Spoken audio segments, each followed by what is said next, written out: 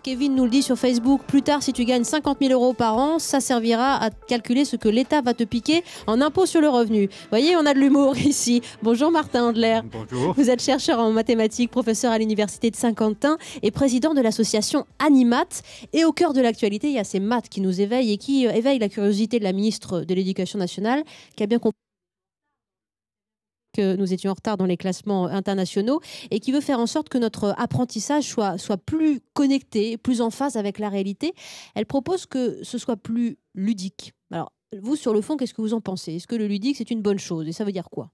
Oui, c'est une bonne chose. Les mathématiques, c'est un objet de plaisir et c'est pas conçu comme ça. Je suis sûr que si je demandais aux auditeurs qui sont en studio, je suis pas sûr qu'ils soient d'accord.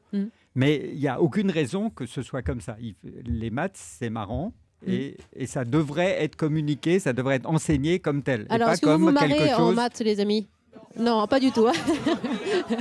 Non, c'est pas drôle. C'est pas drôle du tout. Mademoiselle, vous avez le micro, tenez, en studio. Bonjour, mademoiselle. Bonjour. Vous êtes quel niveau en maths, vous? Moyen. Moyen. Ouais. Et qu'est-ce qui vous plaît et qu'est-ce qui ne vous plaît pas dans les mathématiques? J'aime pas les calculs littérales, tout ça. Et les fonctions, j'aime bien. Oui. Mademoiselle, je posais la question tout à l'heure, disait, moi, ce que j'aime bien dans les maths, c'est la logique. Mais on a perdu un peu le sens de la logique dans l'enseignement des mathématiques. Qu'est-ce qui s'est passé, Martin Andler, d'après ce qu'on entend chez les étudiants qui se souviennent? Non, on ne peut pas dire.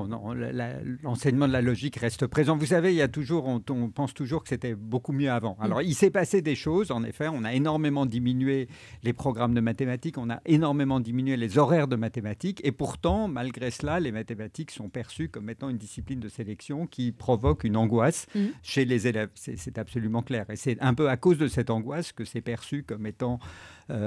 c'est une cause d'échec et c'est donc perçu comme étant quelque chose de très... Enfin, provoque le stress au lieu de provoquer le plaisir, l'intérêt, le goût des élèves. Alors justement, est-ce qu'il faut maintenir les problèmes, l'histoire de la baignoire avec le robinet qui fuit, etc. ou ça nous embrouille l'esprit? Ça m'étonnerait qu'ils en aient fait beaucoup des problèmes de baignoire. Peut-être à la limite, ils en ont fait peut-être pas assez, mais ça, je pense pas que ce soit...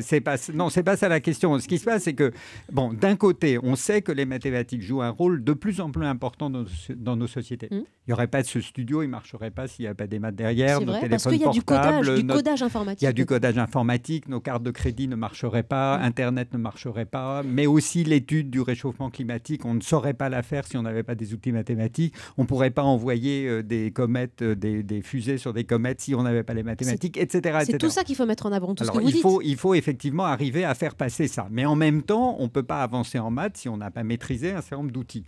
Et la maîtrise des outils a tendance à passer devant le sens qu'on leur donne, la raison pour laquelle on le fait. Et ce qu'il faut absolument faire, c'est rétablir un avancement parallèle où on apprend pourquoi on en fait, et puis on apprend à en faire.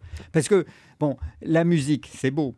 Si on vous faisait faire que des gammes toute la journée, ce serait un peu triste. Vous n'auriez pas un goût important pour la musique. C'est un petit peu ça qui se passe aujourd'hui avec l'enseignement des maths.